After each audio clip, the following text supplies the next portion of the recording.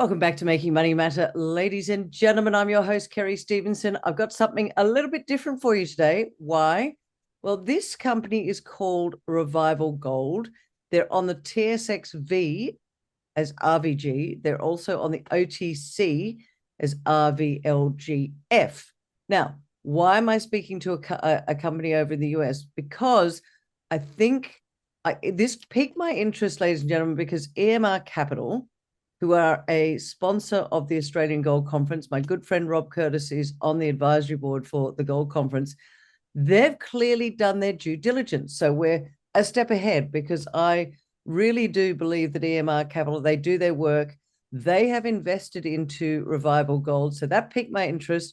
Also, when I was at the Rick Rule Symposium in Boca Raton, I had the good fortune of meeting the guys from Dundee Corporation. They're also a shareholder. So I'm like, this is interesting. So I've got Hugh Agro on the program today. He's the president and CEO of Revival Gold. Hugh, great to see you. Thanks for joining me today. Kerry, it's wonderful to be with you and your audience. Super happy to have this opportunity.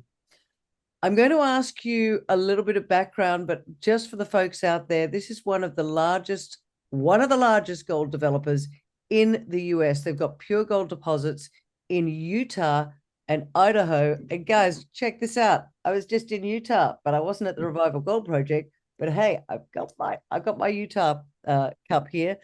But as I said at the start, Hugh, it piqued my interest that EMR, that have clearly done some DD, they have invested in you guys. Let's start with the first time you've been on my program. Who are you, and why and how did you get these projects? I'm a mining engineer. I've been in the industry now for about 35 years, delivering value for investors. I was part of Placer Dome, which of course had the big Australian involvement, and then Kinross Gold, where I was part of the team that grew that business from 1.7 billion to 17 billion. I retired in 2010, took a few years out for some cycling and other hobbies. But I came back to the industry in 2016 because I saw this big disconnect between the supply of new gold projects and the pace of global production. So pace of global production running at about 110 million ounces a year, and supply of new gold projects running at some 10, 20 million ounces a year. So big gap there. And we put Revival Gold together as a business focused in good geography on brownfields assets. And the success we've had over the last 6 years in building this business has just been capped by the investment by EMR that you referred to, and we're super excited about what we've put together here. And were you able to put these? And we'll get into the projects in more detail. But was it you mentioned 2016? You came back out of retirement. You saw there was a disconnect. Because there was that disconnect, did that give you the ability to pick up? Because you've got one project in Idaho and another one in Utah. Is that because people weren't paying attention at that time? Well, I think that is a big part of it. The original transaction to put together the starting aspects of our project in Idaho took place in 2017. And if you cast your mind back to that time, of course, there was not a lot of cash being generated in the big cap gold companies. Yamana Gold, who we acquired some of the claims and interests and the infrastructure from, was looking to get out of the United States at that time. Of course, things have changed 180 degrees since then. It is a very favorable jurisdiction now for investors. We've put together now 4.6 million ounces of gold in that project. A PFS to take it to production in the first phase of an open pit heap leach operation, with a subsequent underground phase that we're pursuing there. And then in Utah, again, this is a classic situation where a large, a major, in this case Barrick, got out of a district and a camp, and we were able to put this property together through our predecessor companies and through some acquisitions that we've made. It's now some 16,000 acres, 1.4 million ounces of gold, and it too is the subject now of a PEA for about 100,000 ounces a year of production from open pit heap leach. So The answer to your question is, the short answer is yes. The last decade or so has been a great time to build these companies and these assets. And this is definitely the time to do that when investors, big companies, are focusing on the bottom line and underspending on exploration and development and investment in their asset portfolios. I'm curious because I'm an Aussie and EMR Capital we know quite well. How did that connection happen? EMR is pretty global in reach. Very smart investors, as you know, and have said here, Rio Tinto backgrounds, and also with Oxiana, the success there. So they're entrepreneurial. And I think the catalyst for them was in seeing that Revival Gold was focused on getting to free cash flow. So we've really picked up on this Aussie model, which I think has been so successful for the Aussie growth companies. Focusing on getting to free cash flow first, do that efficiently, and then organically grow from there. And so that's what we're doing, and I think that resonated with EMR. All right, let's talk then. Let's go into a little bit of detail. There are two main projects. There's the Beartrack-Arnett project. That's the one in Idaho.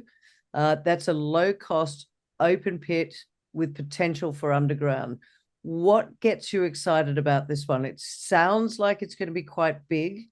But explain, if you'd like, to our audience, because what I'm looking for is why should they put their hard-earned money into Revival Gold? What's exciting about this particular project?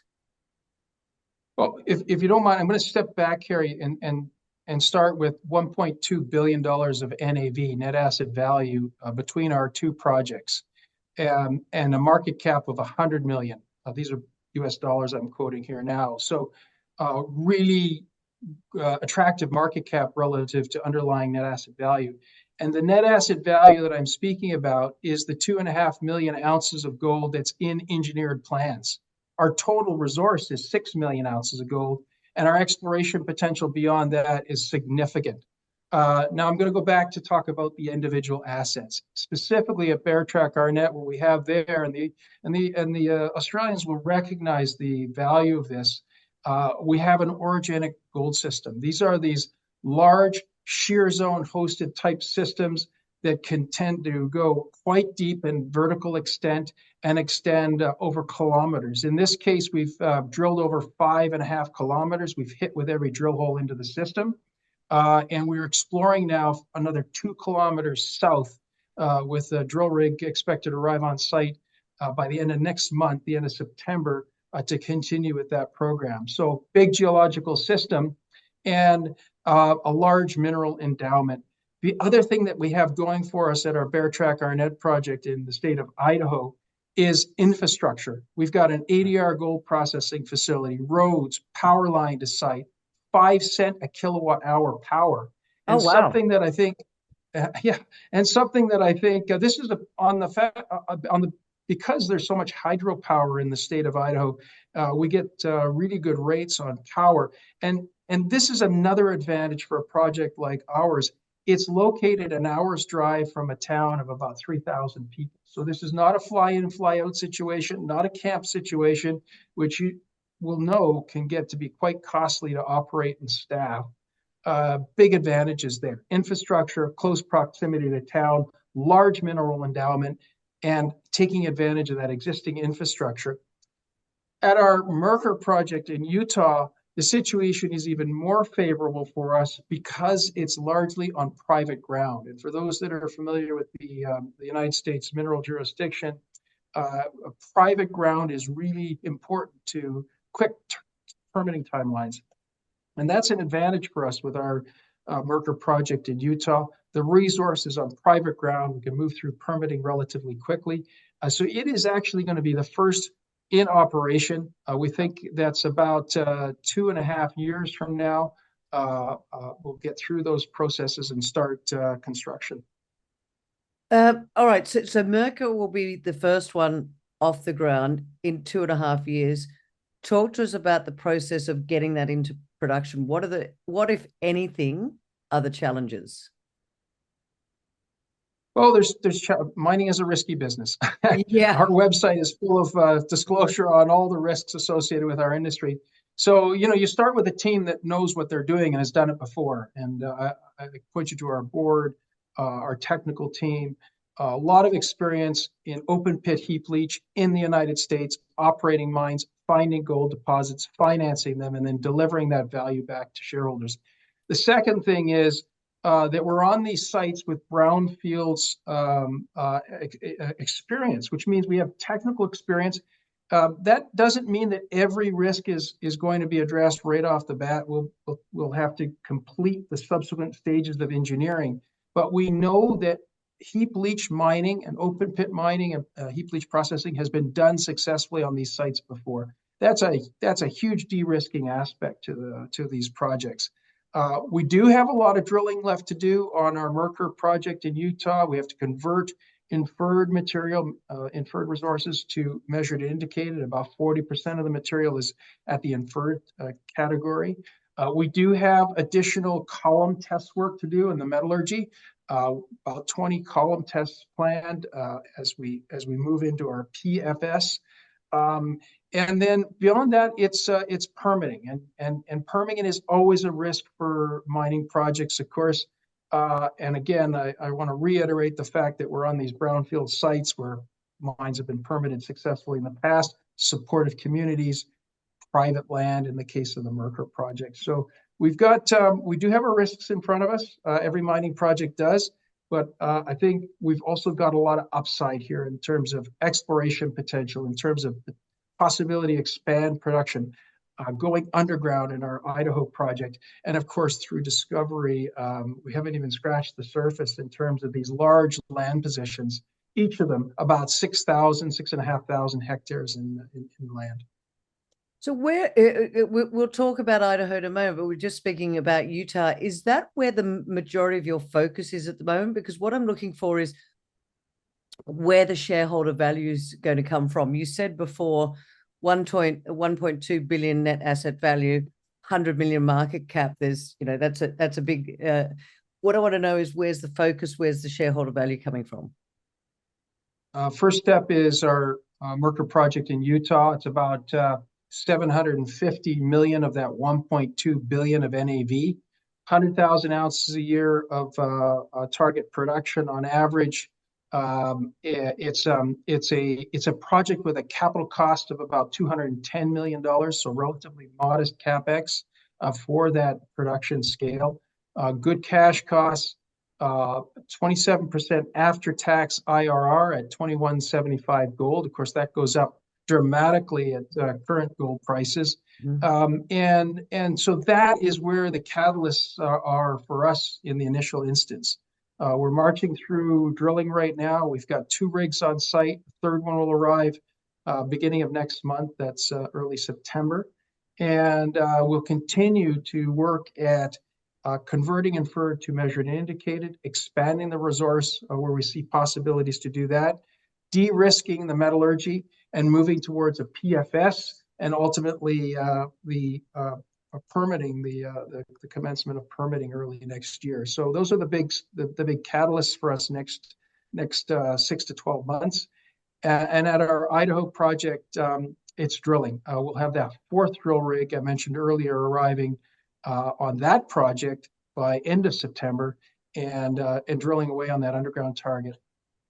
So again, going back to what my question was, is a lot of are you evenly focused on both Utah and Idaho, or because Utah is going to be potentially the first one to get into production, you're really focused on that one? That's what I'm trying to get to.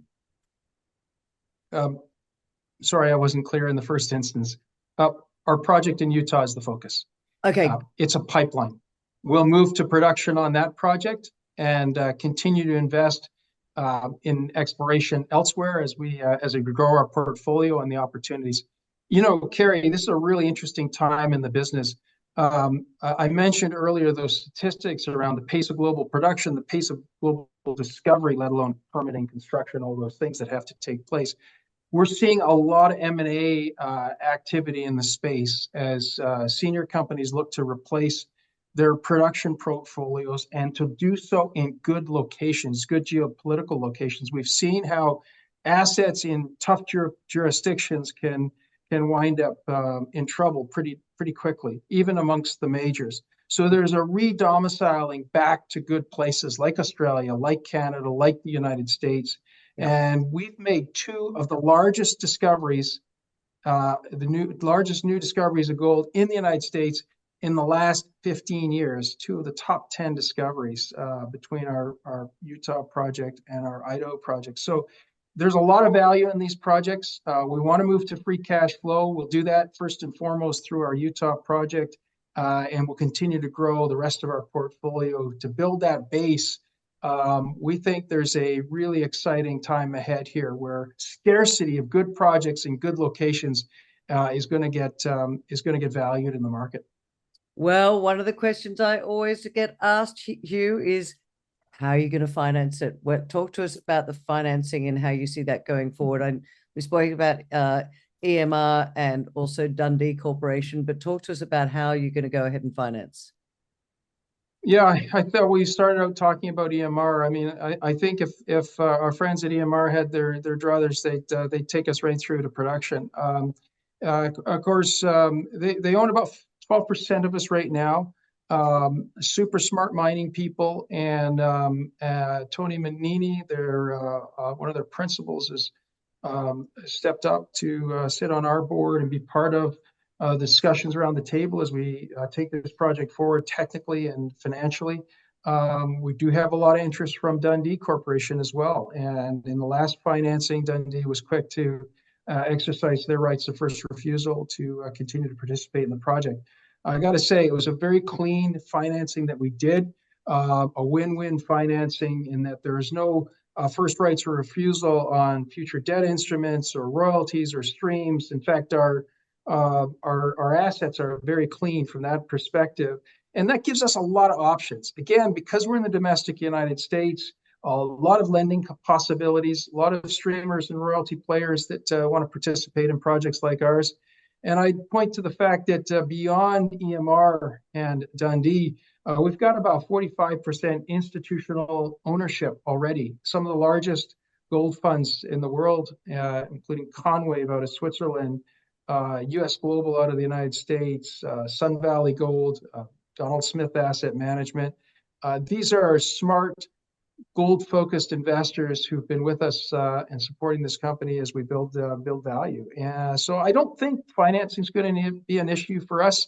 The chief challenge for a company like ours is to make sure we surface as much value as we can along the way. The market can heat up pretty quickly.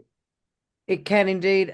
You mentioned a PFS on the project. I think it was it the Utah project PFS?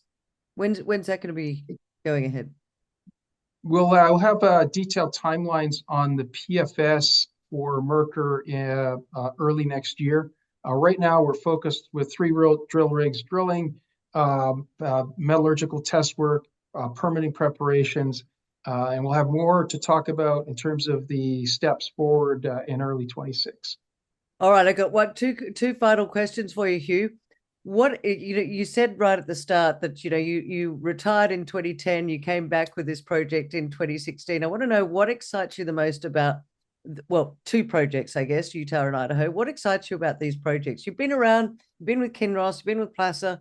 Talk to me about what you saw in this that I want you to say to shareholder viewers out there. This is why Hugh Agro is back in the game. Because I think this is a tremendous opportunity. The breakdown here between the pace of global production and the pace of discovery, let alone permitting, construction, has created a great opportunity for those folks who want to take the risk of putting together large, impactful gold projects and to do so in a low-risk basis. We have a team that's done it before. We have passion for creating value for shareholders. Made a lot of money for investors in the past and have come back to do that again. Next question is, do you guys have skin in the game? It's something I always ask because I think that that's a big telling thing for people that are looking at a company. Indeed, we do. Management board advisors are currently about 10%. Okay. And at price prices, which would be on average about where we are today. And just for icing on the cake here, I just personally bought shares in the market after the financing was completed, not to be getting in the way of shareholders who might want to participate in the stock through the market.